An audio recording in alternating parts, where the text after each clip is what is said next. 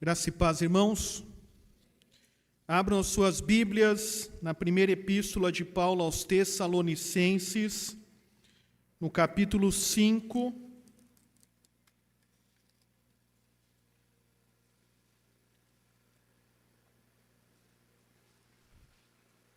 Primeira carta de Paulo aos Tessalonicenses,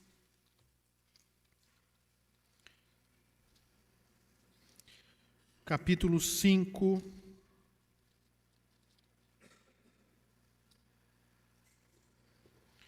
versos 16 a 18. Peço que leiam comigo. Leiamos. Regozijai-vos sempre, orai sem cessar. Em tudo dai graças, porque esta é a vontade de Deus em Cristo Jesus para convosco. Senhor, nós suplicamos agora que fale conosco, como já foi pedido, que o Senhor fale ao nosso coração mediante a Tua palavra e a exposição dela. Cremos que a pregação da palavra é um meio de graça, portanto, que o Senhor dispense a Tua graça a nós mediante a exposição das Escrituras. É o que nós te pedimos. Abençoa, Senhor, a cada um dos irmãos que aqui se encontram. Oramos em nome do Senhor Jesus. Amém. De que maneira nós devemos reagir, meus irmãos, em face das dificuldades da vida? Quando as coisas vão mal e você se sente oprimido, sobrecarregado com os problemas, de que maneira você deve, portanto, agir? Quais seriam os deveres espirituais em face das dificuldades da vida?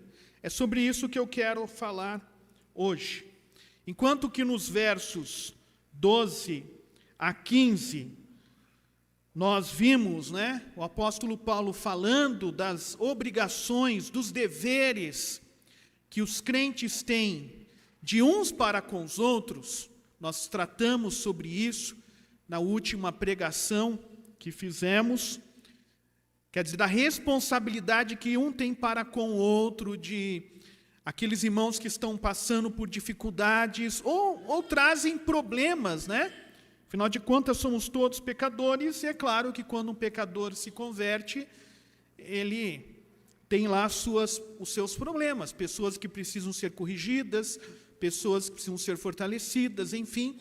Depois de falar disso, portanto, depois de falar do dever que nós temos para com os líderes, agora o apóstolo Paulo fala dos deveres individuais, dos deveres espirituais que nós temos de uns para com os outros, ou melhor, de nós para conosco mesmo.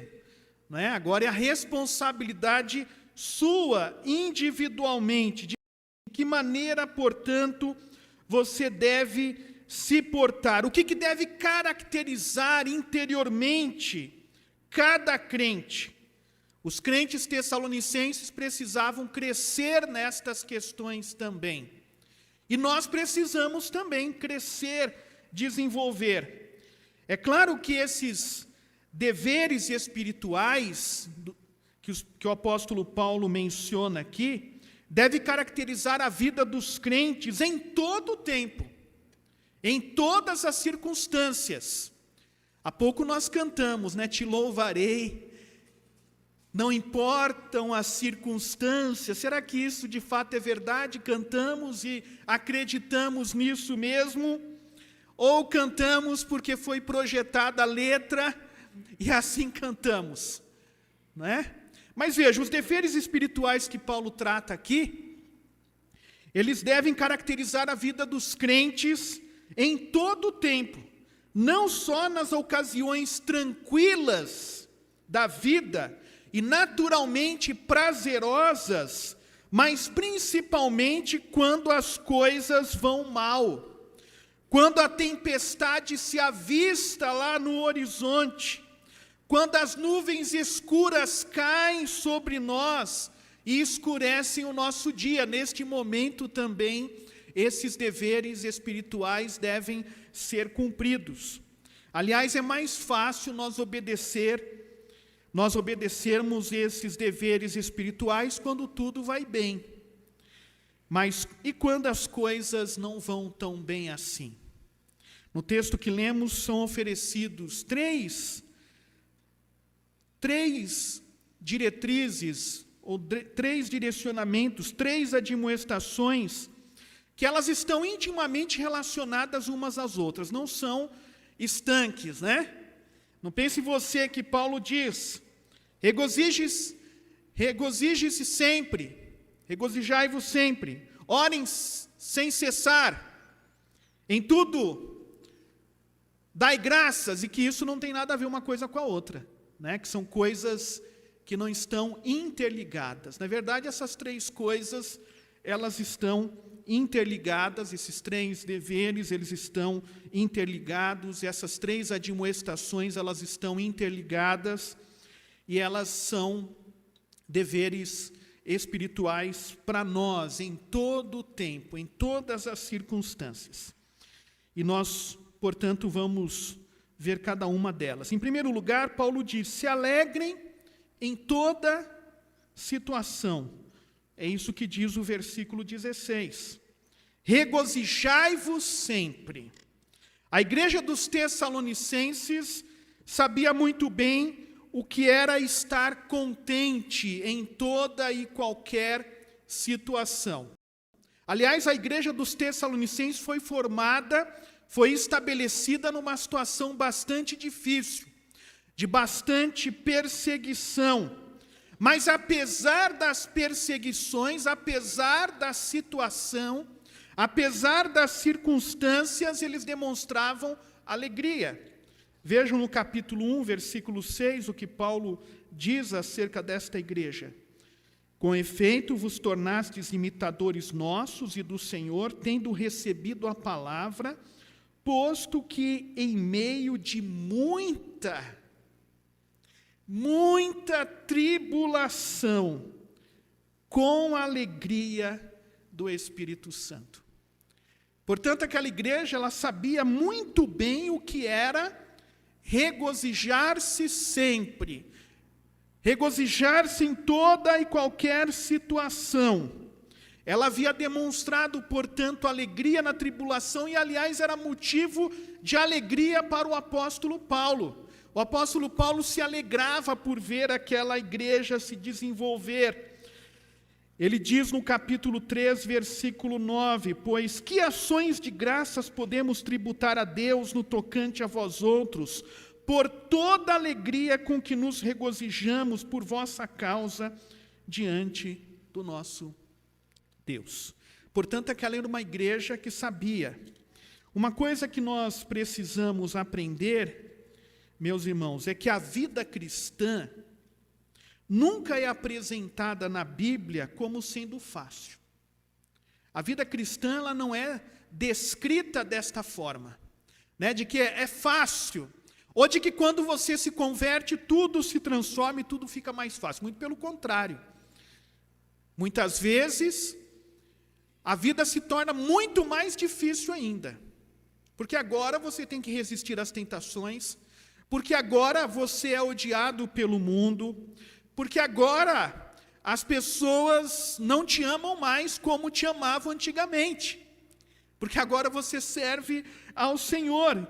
Então a Bíblia nunca apresenta, né, a vida cristã como sendo fácil. Não há qualquer pretensão disso, mas há pretensão, meus irmãos, de que a vida cristã possa ser prazerosa em qualquer circunstância.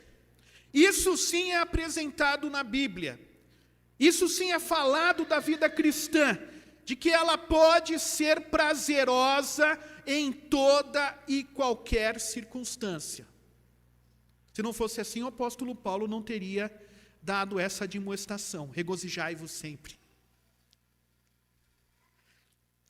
É muito interessante nós percebemos que a alegria no Novo Testamento, ela é vinculada à tribulação. a angústia, não aos momentos de tranquilidade.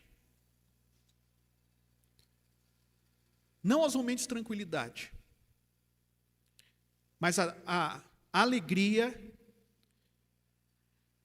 ela é, portanto, vinculada a momentos de tribulação. Há pouco tempo nós ouvimos aí, não é? Primeira pregação em Tiago, ou segunda, pregada pelo nosso irmão seminarista Mateus. Meus irmãos, tende por motivo de toda alegria o passardes por várias provações. Quer dizer, veja que na Bíblia, a Bíblia não promete ou não fala da vida cristã como sendo fácil, que você não vai enfrentar tribulações, dificuldades. Mas a Bíblia fala que a vida cristã pode ser prazerosa. Você pode ter alegria, prazer, mesmo enfrentando dificuldades, mesmo enfrentando problemas. O apóstolo Pedro, capítulo 1, versículo 6, veja o que ele diz na sua primeira epístola.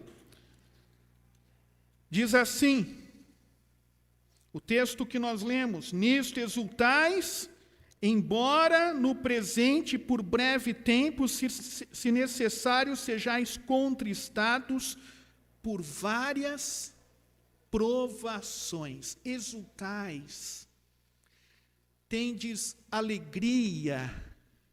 Então, quer dizer, a Bíblia, ela mostra, ela não promete vida cristã fácil. A palavra de Deus nunca em lugar nenhum fala sobre isso. Mas ela demonstra que, mesmo em meio às dificuldades, você pode ter uma vida prazerosa. Uma vida de alegria. É claro que isso vem do entendimento, meus irmãos, de que Deus está agindo na nossa vida mesmo nos sofrimentos. De que Ele está usando tudo para o nosso bem. De que todas as coisas vão cooperar para o nosso bem, porque Deus vai fazer isso. Todas as coisas cooperam para o bem daqueles que amam a Deus, daqueles que são chamados segundo o seu propósito. Todas as coisas.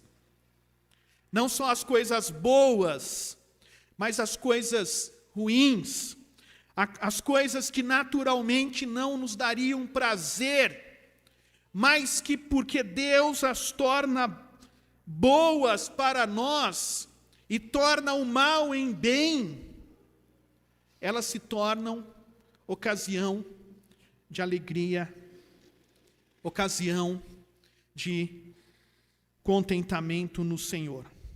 É natural que é natural para você e eu ficarmos alegres nas situações tranquilas da vida. É claro que é uma ordem também para estarmos alegres nessas situações. Aliás, é bom dizer isso também, né? Porque tem muita gente insatisfeita nesta vida. Às vezes insatisfeita com a tranquilidade.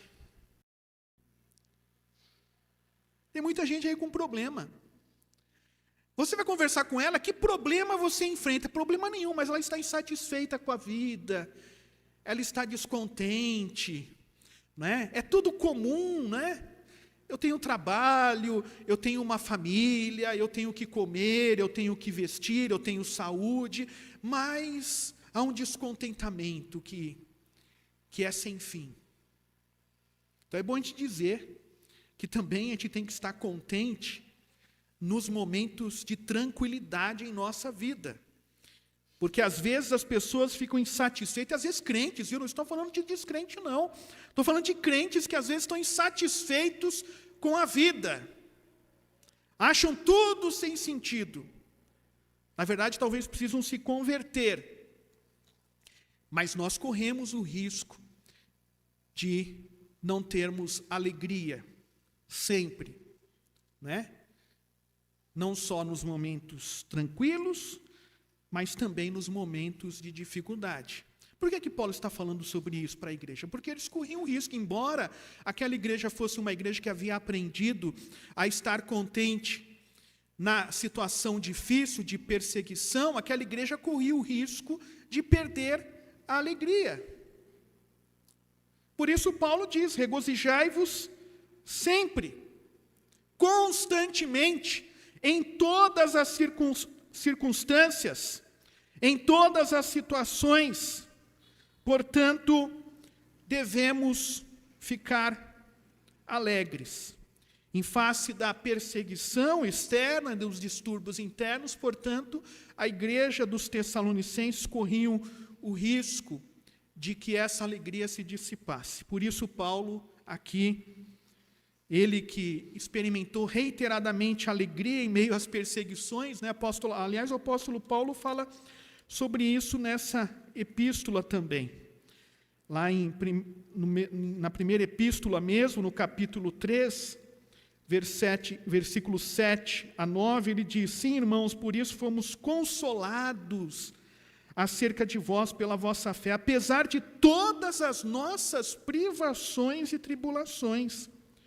Porque agora vivemos, se é que estáis firmes no Senhor, pois que ações de graças podemos tributar a Deus no tocante a vós outros, por toda a alegria com que nos regozijamos por vossa causa diante do nosso Deus. Quer dizer, o apóstolo Paulo experimentava isso, mesmo sofrendo privações. Nas suas privações ele tinha prazer. Claro, prazer em olhar aquilo que Deus estava fazendo na vida dos tessalonicenses. Mas, portanto, esta é uma admoestação que nós temos que obedecer. Regozijai-vos sempre. Se alegrem sempre. Mas, em segundo lugar, o apóstolo Paulo, portanto, trata aqui sobre uma outra admoestação. Orem incessantemente. O versículo 17 diz assim: orai sem cessar. Naturalmente, meus irmãos, só se pode achar alívio e até mesmo regozijar-se em tempos de angústia e tristeza, se fizermos conhecidas diante de Deus as nossas necessidades e os nossos anseios. Só se nós nos dirigirmos ao trono de Deus. Só se, portanto, orarmos, dirigirmos ao Pai, portanto, nós vamos ter alívio nos momentos de angústia e dificuldade, iremos ter alegria. É por isso que a ordem para nos alegrarmos em todas as circunstâncias é seguida de orai incessantemente. Uma coisa tem ligação com a outra.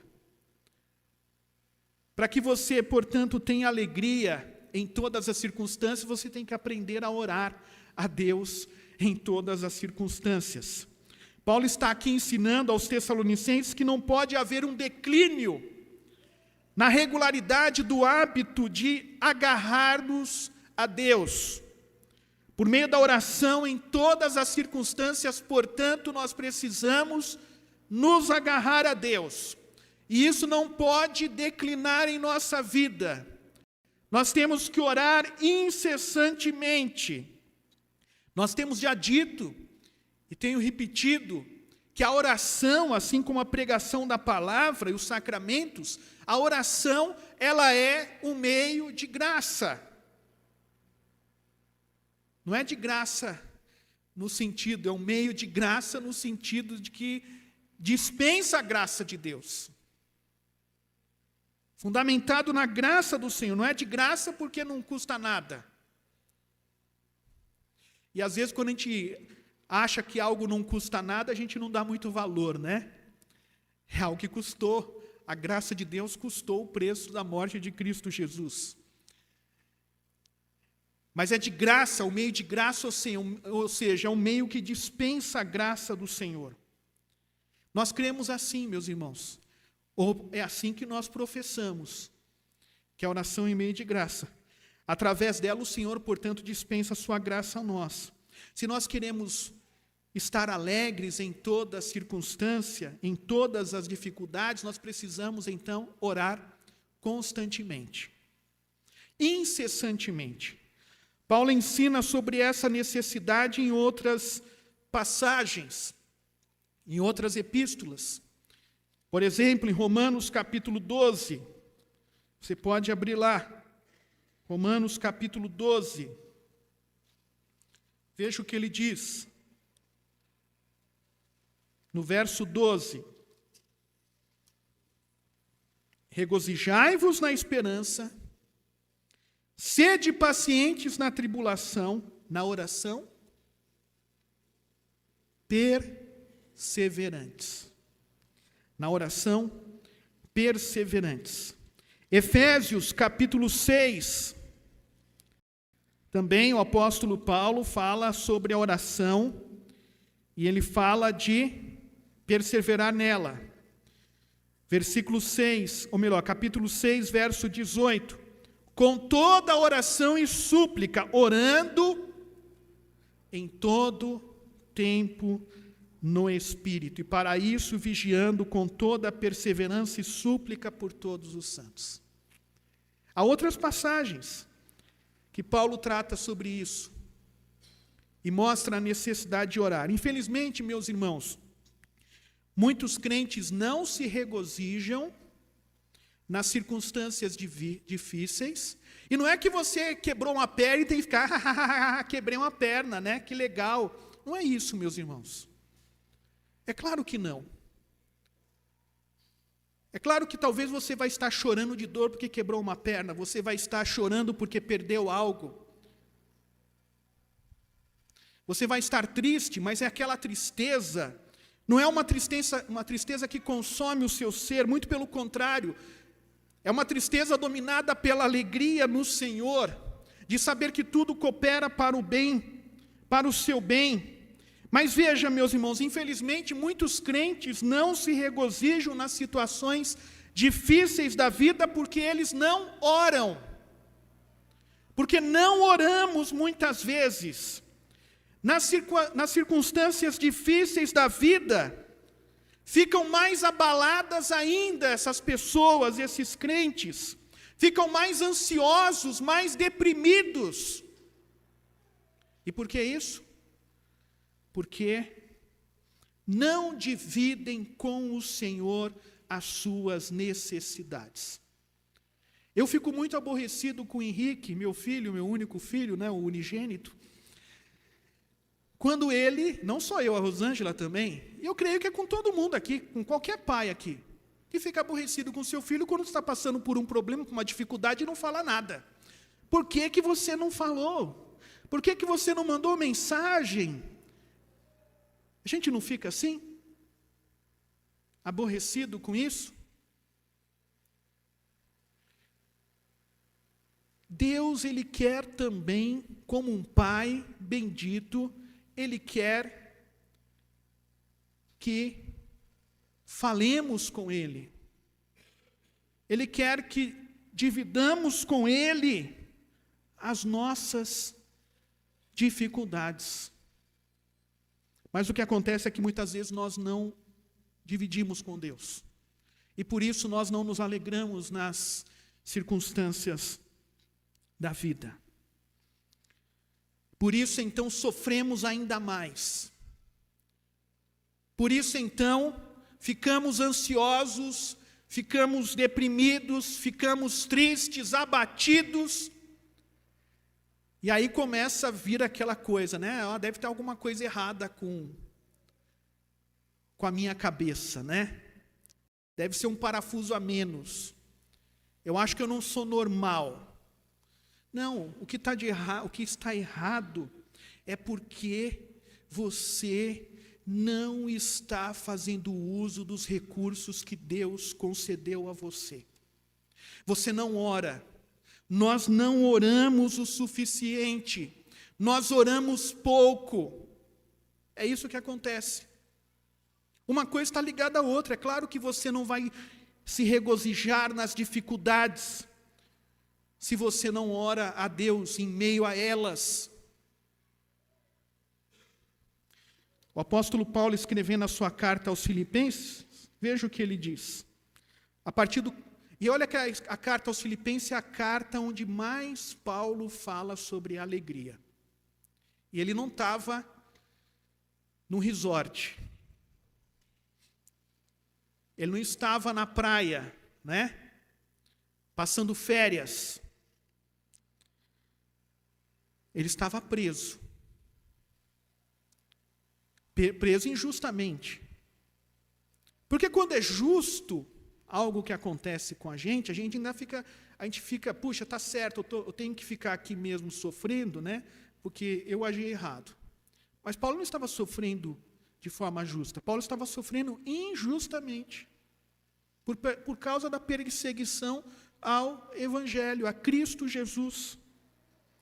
Mas é a carta onde ele mais fala sobre alegria. Pegue um dia, leia a carta aos Filipenses e anote na sua Bíblia as expressões em que Paulo fala, né? Ele encoraja os crentes a estarem alegres, ele fala da sua alegria, contentamento no Senhor. Faça isso. Leia essa carta e grife todas as vezes. E se lembre, né? Que Paulo não estava numa situação de tranquilidade. Ele estava preso, encarcerado. Mas veja o que ele diz, Filipenses 4, a partir do versículo 4. Ele diz o seguinte: alegrai-vos sempre no Senhor. Outra vez digo, alegrai-vos. Seja a vossa moderação conhecida de todos os homens. Perto está o Senhor. Não andeis ansiosos de coisa alguma. Qual é a solução para a ansiedade? Qual é o caminho para a ansiedade? Para resolver a ansiedade, para aliviar o seu coração, aliviar a sua mente. Em tudo, porém, sejam conhecidas diante de Deus as vossas petições, pela oração, pela súplica, com ações de graça. E a paz de Deus, que excede todo entendimento, guardará o vosso coração e a vossa mente em Cristo Jesus. Será que alguém que ora, colocando diante de Deus, diante do Senhor, as suas necessidades, sendo alcançado pela paz de Deus, invadido pela paz de Deus, que excede todo entendimento, não é algo humano, é a intervenção de Deus. Será que alguém que faz isso não vai desfrutar de alegria em meio às circunstâncias difíceis da vida? É claro que vai. É lógico que vai. Aquele que lança sobre o Senhor a sua ansiedade, interrompendo, portanto, em sua vida, a ansiedade, sendo alcançado pela paz de Deus, ele vai sentir alegria, vai ser resultado disso. Ele vai sentir regozijo no Senhor, mesmo continuando a enfrentar as suas dificuldades. Não está dizendo aqui que a dificuldade vai desaparecer da sua frente, se você orar. Não está dizendo isso. Não há promessa nenhuma desse tipo nas Escrituras. Mas há a promessa de que se você fizer isso, a paz de Deus, que excede todo entendimento, vai proteger, vai guardar a sua mente, o seu coração, a fonte das suas emoções, vai guardar.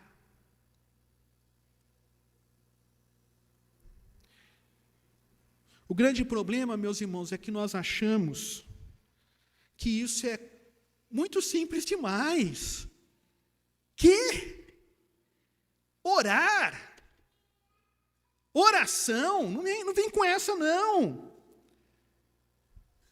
O pastor John MacArthur, em seu livro Nossa Suficiência em Cristo, ele diz que a igreja de hoje, ela está sendo atacada por um novo gnosticismo.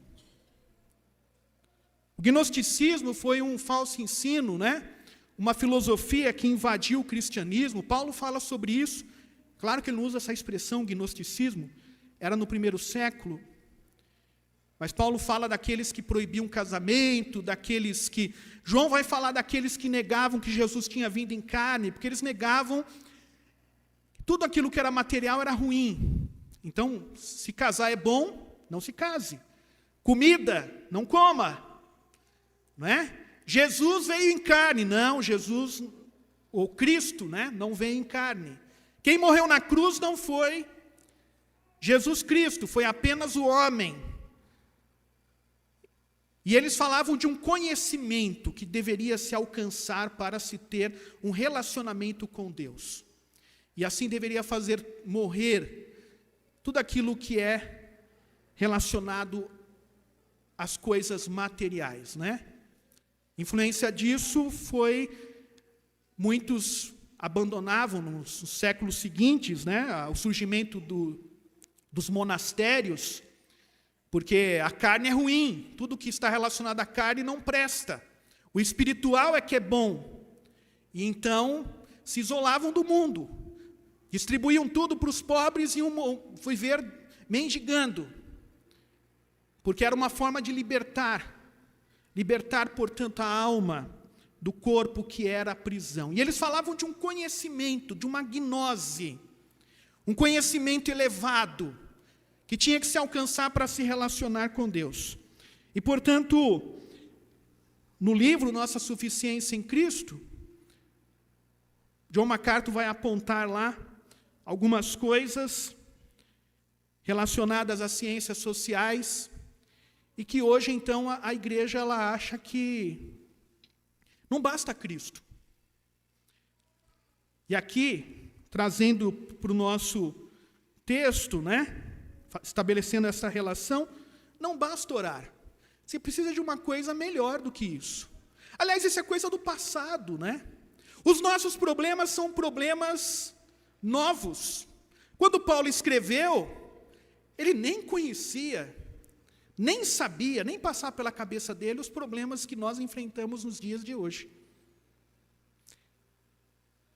Então, nós não fazemos uso, meus irmãos, na oração. Queremos algo melhor. Algo que vá além disso. Ora, simplesmente contar para Deus os meus problemas, isso é pouco. Preciso de outra solução. Preciso de alguma coisa que resolva, de fato, o meu problema. É por isso que não oramos, meus irmãos. É por isso que mais e mais a gente vê crentes enfrentando seus problemas como todo mundo enfrenta, mas enfrentando como todo mundo enfrenta também.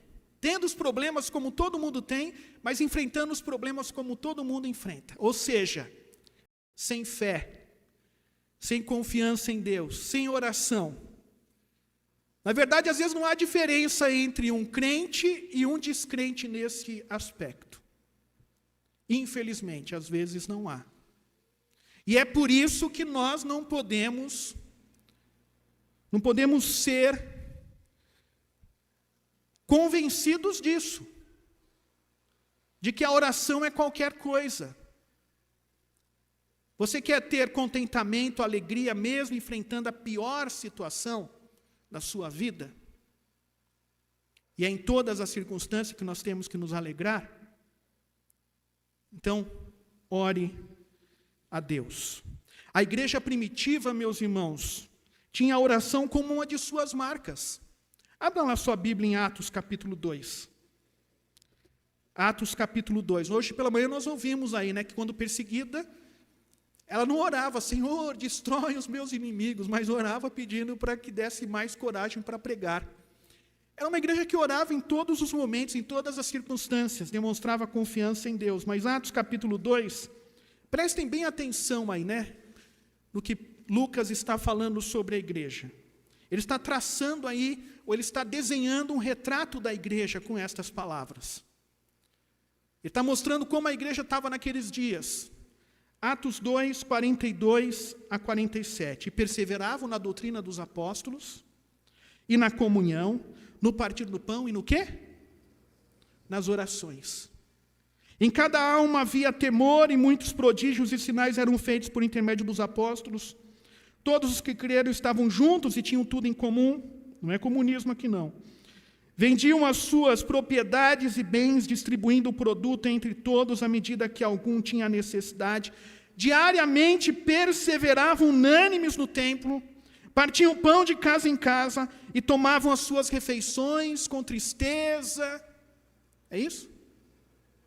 Com alegria e singeleza de coração, louvando a Deus e contando com a simpatia de todo o povo. Enquanto isso, acrescentava-lhes o Senhor dia a dia os que iam sendo salvos.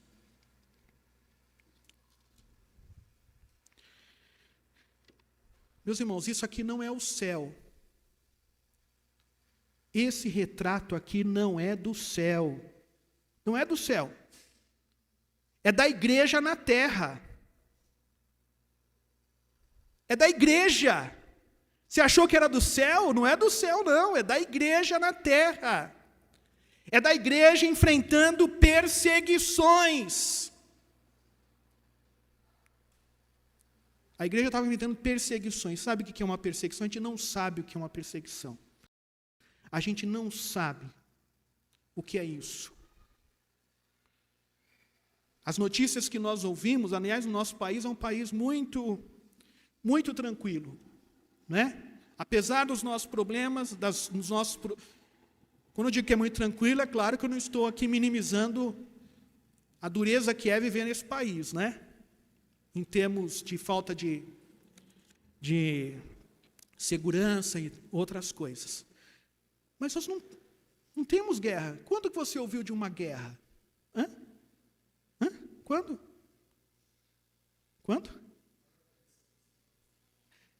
Não ouvi nada, mas... Guerra do Paraguai, quando que foi isso? Eu nem me lembro, né? Guerra. Aliás, se estourar uma guerra, nós estamos perdidos, viu? Não é para você ficar ansioso, não. É para você orar. Porque a gente não tem preparo para a guerra. A gente não tem armamento, não tem... A gente vê a guerra lá no Oriente, aqueles países lá, eles vivem da guerra. Eles vivem da guerra. Tanto eles vivem da guerra que eles têm como reagir diante da guerra.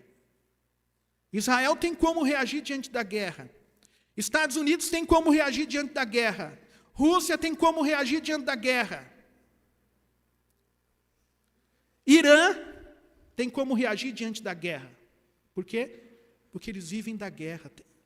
Estão sempre envolvidos em algum conflito. Nós não. Vivemos num país tranquilo. Meus irmãos, então nós não sabemos o que é dificuldade, o que é uma perseguição. O que é você chegar em casa e alguém dizer, seu pai foi levado preso,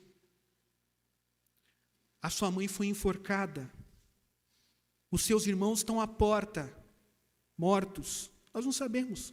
Mas essa igreja aqui sabia o que é perseguição, e portanto, esse aqui não é um retrato, a gente fica lendo do nosso quarto, né? Às vezes deitado em nossa cama, lendo o livro de Atos, e a gente acha que era tudo tranquilo, ai que beleza, né? Que maravilha a igreja. Mas a igreja está enfrentando dificuldades aqui. Ela ora, ela tem alegria no Senhor.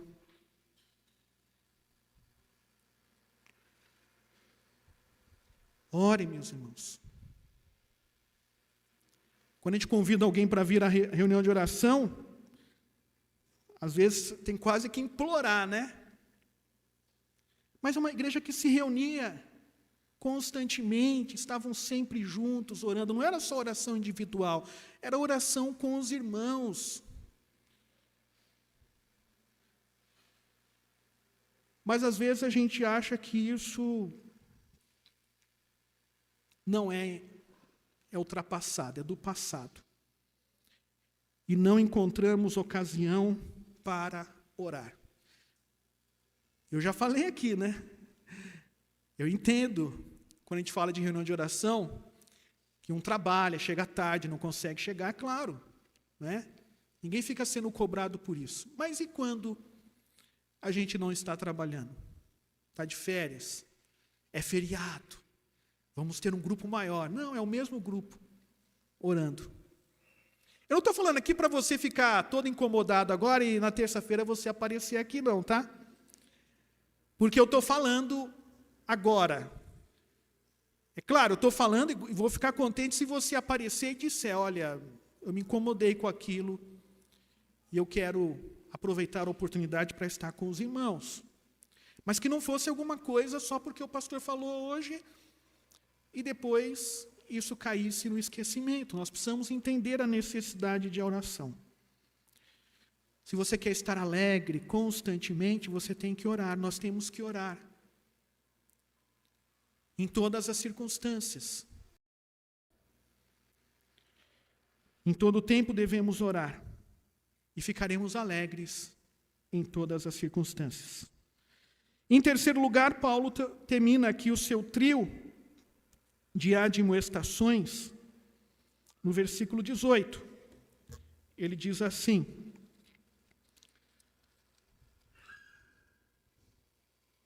em tudo dai graças. Deem graças em todas as circunstâncias. Se alegrem em todas as circunstâncias. Orem incessantemente e deem graças em todas as circunstâncias. A frase em tudo dai graça significa que em todas as circunstâncias, portanto.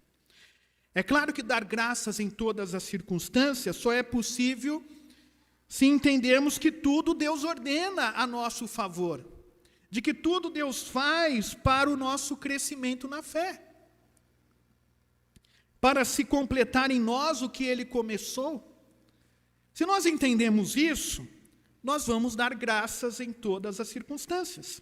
Se cremos que Deus está no controle, nada foge ao seu controle, daremos graças em todo o tempo. Não é que você vai negar o que está acontecendo com você, negar o sofrimento, negar a tristeza. Não é isso. É você entender que mesmo passando por tudo aquilo, mesmo estando doendo, aquilo é ordenado por Deus na sua vida. Todas as coisas cooperam para o bem daqueles que são chamados segundo o seu propósito. Daqueles que amam a Deus e que são chamados segundo o seu propósito. É interessante nós notarmos, meus irmãos, que as orações e as ações de graças na Bíblia, elas estão conectadas. Elas caminham juntas. Oração e ações de graças. Os salmos de ações de graças são exemplos disso. São orações em que se agradece a Deus. Temos orações atreladas, portanto, às ações de graças. Paulo reúne frequentemente esses dois termos, a oração e as ações de graças. Em Efésios 1, abra lá sua Bíblia. Efésios capítulo 1, versículo 15 a 17. Veja como que ele junta esses dois termos aí. Oração e ações de graças. Por isso também eu, tendo ouvido a fé que há entre vós no Senhor Jesus e o amor para com todos os santos, não cesso de dar graças por vós, fazendo menção de vós nas minhas orações, para que o Deus de nosso Senhor Jesus Cristo, o Pai da glória, vos conceda espírito de sabedoria e de revelação no pleno conhecimento dele. Veja, oração e ações de graças. Filipenses capítulo 1, versículo 3 e 4. Dou graças ao meu Deus por tudo o que recordo de vós, fazendo sempre com alegria súplicas por todos vós em todas as minhas orações. Dou graças fazendo súplicas por vós. Gratidão e oração. Você agradece a Deus por tudo?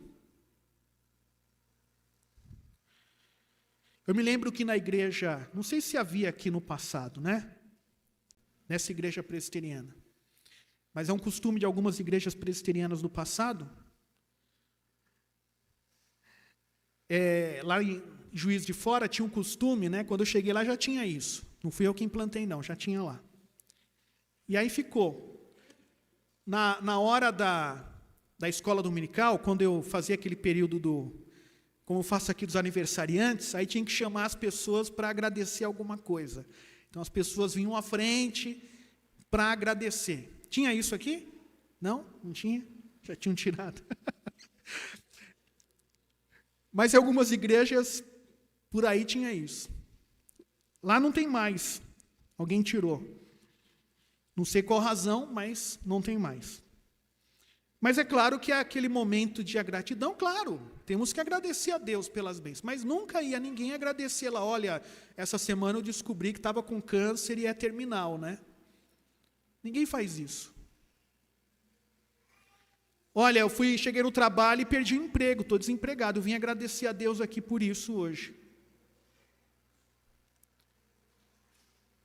Eu estava no meu trabalho e fui perseguido por ser cristão. Vim agradecer. Ninguém fazia isso, é claro. Ia agradecer lá pelas bênçãos. E que bênçãos?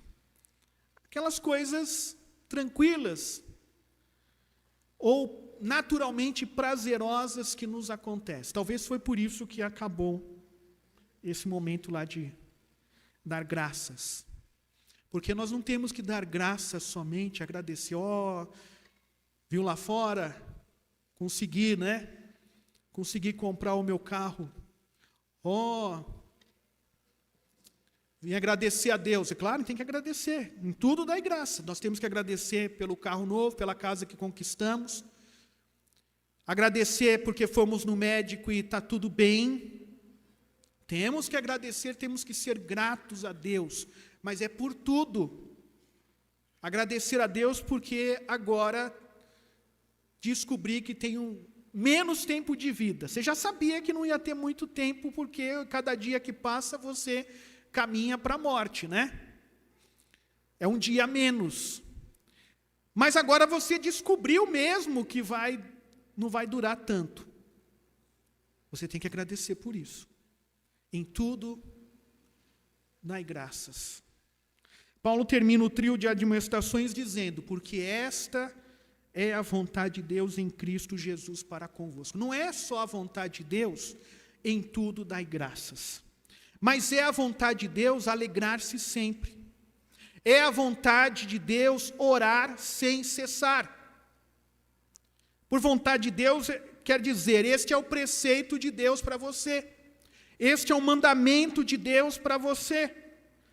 Regozijar-se em todas as circunstâncias, orar incessantemente e dar graças em todas as circunstâncias, não é preceito de homem.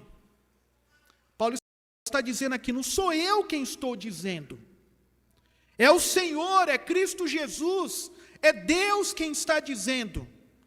Esta é a vontade de Deus em Cristo Jesus. Para vós outros. Não é porque o pastor Valdemar está falando. É porque esta é a vontade de Deus para nós. Quer dizer, essas coisas não são sugestões para nós. Não é uma sugestão que Deus está dando, né? Olha, eu estou aqui sugerindo, né? Quando passar por dificuldades, se alegrem, tente se alegrar, tá? Se não for possível, mas é uma sugestão só. Deus não está dizendo isso para nós. O Senhor está dizendo para nós nos alegrarmos sempre. O Senhor está dizendo, orem sem cessar. É o próprio Deus dizendo, falando conosco. Orem sem cessar. Em tudo, deem graças, porque esta é a vontade de Deus em Cristo Jesus. Notem que estas admoestações só são possíveis por causa de nossa relação com Cristo, é em Cristo Jesus. Quer dizer que o não cristão não vai dar graças em tudo. O não cristão não vai orar em todas as circunstâncias. O não cristão não vai se alegrar. É só por causa da nossa relação com Cristo, em Cristo Jesus. e sob a sua presença capacitadora. É o Senhor quem vai nos fazer ter esses sentimentos e agir da forma como devemos agir. Que Deus tenha misericórdia de nós, meus irmãos, e que de fato nós saímos daqui não como se estivéssemos ouvindo uma sugestão para a nossa vida, né? Ouvimos uma palestra de alguém dando algumas sugestões, né? Olha, não é isso que ouvimos. É o direcionamento do Senhor para a sua vida. É a palavra do Senhor para a sua vida nesta noite. Para a minha vida, que nós possamos, portanto, obedecer ao nosso Senhor. Amém.